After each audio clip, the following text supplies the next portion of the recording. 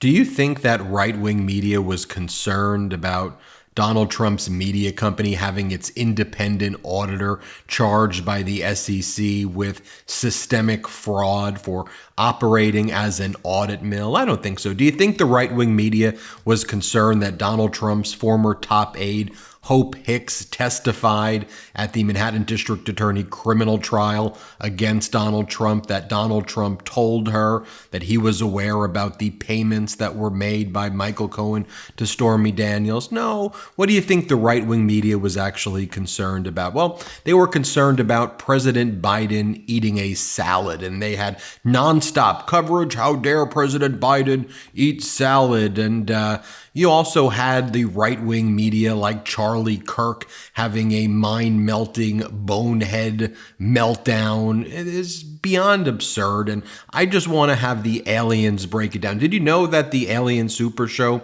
they were actually at the White House Correspondents Dinner? I mean, they were booed off of the White House Correspondents Dinner stage, but they've got a perspective about all of the events taking place this week. Just take it away, aliens. So the Pop-Tarts movie guy is worried for his edgy humor? So great to be here at the White House Correspondents Dinner. You know, they say the media is supposed to be a voice for the voiceless. And by the voiceless, I mean RFK Jr. What? Gleep, it's not going well. Beam him up. No! I will die on this hill. This guy sucks. Extract him. Oh, this is your king? Extract you. Gleep, fire up the hook beam. Spornak, don't give me the hook beam. I'm just getting started. Hooking up. Spornak, you can't yank me up before the after party. I was going to see who spiked the punch bowl at Punch Bowl News' soiree. Did you actually see Jake Sherman? I guess I'll continue in the safe space of our ship orbiting the planet. So the media elite can't jump on me. They just don't understand you. All right. Well, I guess we can start with the Biden scandal that came out of this. Oh, cool. Yeah. Good segue. Here's the President of the United States, the man with the nuclear codes at his fingertips, grappling with a bowl of lettuce. What? He can barely feed himself. In Joe's defense, it doesn't look like a particularly good salad. I don't see any dressing there. Sometimes that arugula's real thin. Yeah, it looks very wilted. He said he would walk and chew gum at the same time. No mention of salad. Watch. This man has a nuclear code. Look. He's eating!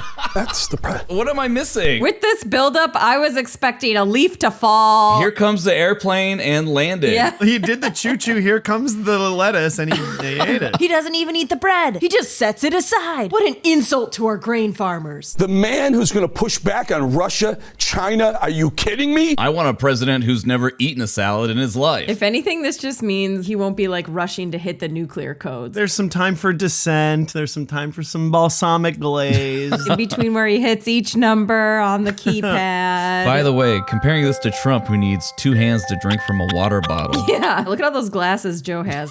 He's not afraid of drinking water. Trump did 2 hands, 1 glass. Joe does 2 glasses, 1 hand. Hey, I got a question for you, Eric Bolling. How often do you think of the Romaine Empire? You! Romaine Dude. Potential Trump running mate Kristi Noem is defending her decision to kill her 14-month-old puppy. Noem shot it execution style in a gravel pit. This is according to her book. Who was her editor who allowed this to be put in the totally. book? What was cut? That's what I want to know. Yeah. Noem writes that her wire-haired pointer, Cricket, had an aggressive personality. She said the same thing about Corey Lewandowski. Oh! Anytime I can remind people about the Corey Lewandowski thing, I will. And was untrainable. I hated that dog, Noem writes. The prose, the poetry, the emotion that she infused into every word. Life on the farm is tough. Sometimes you got to put down an animal you have personal disdain for. I don't ever like hitting anybody in the movement or on the team, but I got to bring it up quick. I don't like breaking my streak of avoiding being an independent journalist performatively, but I just got to do this. Whenever an animal killer that I'm politically aligned with does something, I got to call it out. You know, I just can't imagine that because there's a forever home for all animals. I don't know what happened. Except for the elephants shot by Don Jr. Different. Not Huckabee, or sorry, Romney. No, and Huckabee. Wait, how many of these are killing animals. Maybe somebody slipped that in and she didn't see it. I don't know. But a conspiracy is afoot. Chewing on. You might say it wasn't advisable. You might say there were better things she could have done. She could have given the dog up for adoption. She could have tried to train the dog. She could have... Yeah, that would have been better. A whole host of things she could have tried. But sometimes a bullet to the head is just lazier. Animals don't have a rational soul. If you are needlessly inflicting pain and suffering on suffering to the degree that an animal can suffer. Which, science is out on that one. As soon as a sperm meets an egg, it has a soul. However, animals... Yeah. Fun Republican science logic. Boy, it's tough to lose an animal, isn't it? You lost 3. We lost 3. These horses were old. They were in their late 20s. That's funny because that's how Republican men also view women. Real old, late 20s, just no use for them anymore. Yeah. So we have to put them in the ground. That's Matt Gaetz's whole dating MO. The same day she shot Cricket, she also shot her family's pet goat. She writes that the goat was nasty, shooting everybody, chased her kids, and smelled rancid. Whose fault's that? Come on down to Kristi Noem's You Shoot Animal Farm. Got an old pet or one you're just angry with? Then drag it on down to our gravel pit / cursed hole. This whole thing just shows that, not every idiot has to write a book. Yes. This is her second book. First of all, she's written now 2 memoirs. I mean, 2 books about herself in 2 years. That's a little strange right there. Oh, man. Don't make us agree with Greg Kelly. We have to put a starburst in the jar every time we agree with Greg Kelly. She shoots a dog. Yes, her. It's crazy. Okay, Greg, when you're right, you're right. Who does this? And then who writes about it? Dang it, I just made this point. When Mitt Romney, remember him?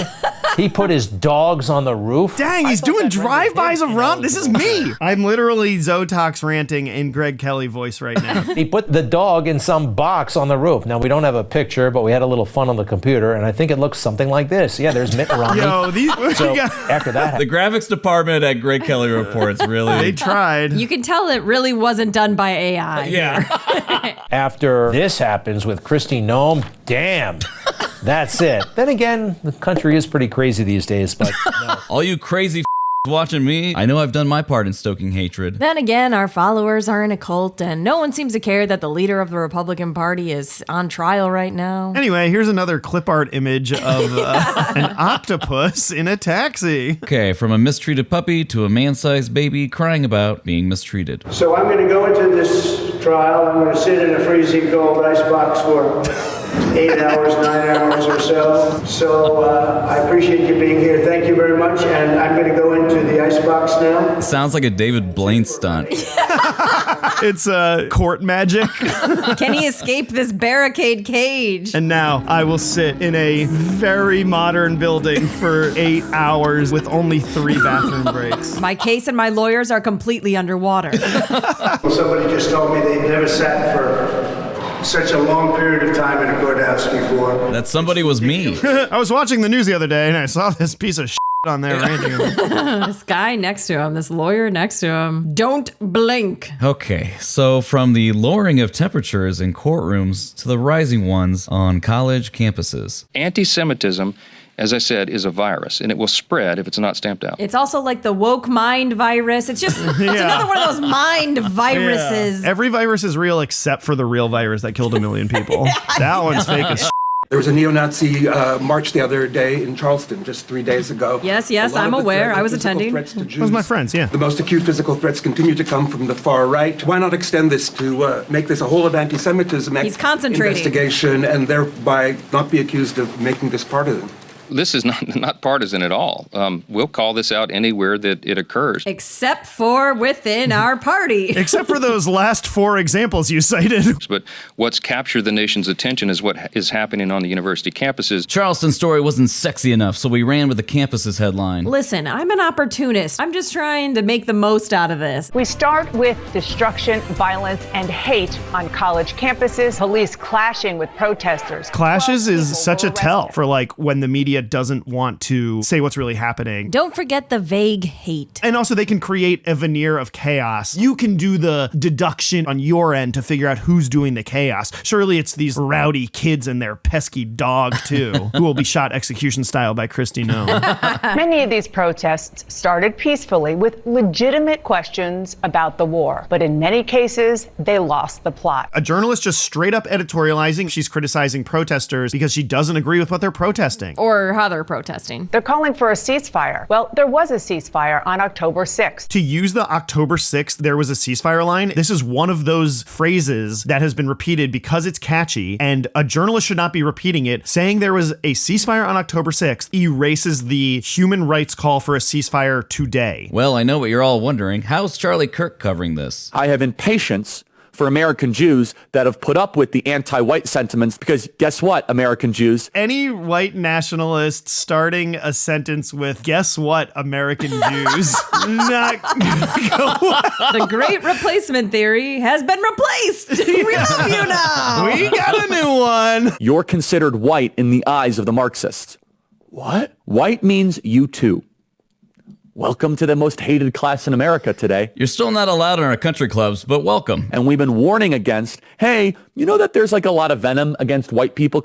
Too bad. Floydapalooza. Did Kirk just drop Floydapalooza? Yeah. I go to Floydapalooza for the Maxine Waters set. I just feel like that's just like the unplugged tent, you know? BLM, diversity is our strength. And now all of a sudden Jews are saying, this kind of feels like how we got to Auschwitz. Diversity is our strength is really what brought us to Auschwitz. Do they mean what brought Elon to Auschwitz on the tour to redeem himself for being anti-Semitic? Republicans' Auschwitz is having to go to Auschwitz. So now Jews are experiencing the hate that we white people have been experiencing the last decade. Actually, Jews just had Passover recently to remind them of the 10 years or so of hatred against white people. That's so funny. As it says in the Haggadah, we remember the way that white people have been treated since 2015. Rabbi Ezekiel says, being forced to flee Egypt, not unlike when Sarah Sanders was asked to leave a restaurant.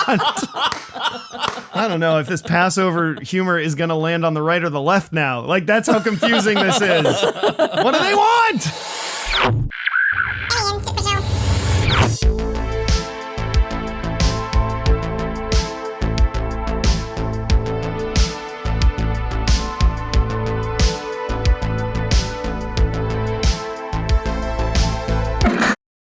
Mooga. That's what this dumb hat says. Mooga, mooga, mooga. I paid money to have this hat made to own the libs. Mooga, mooga. I keep thinking in my head that we all need a mom.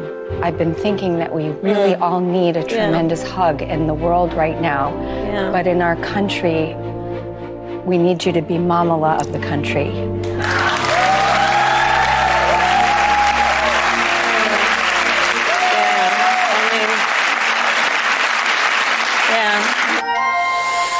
Hiya, thanks for tuning in. If you like the show, help us keep this spaceship going. Subscribe to our YouTube channel or drop a comment. We read them all. If you really like the show, subscribe to our Patreon where we share bonus content that didn't make it on this episode. Okay, gotta go. Thank you. Bye.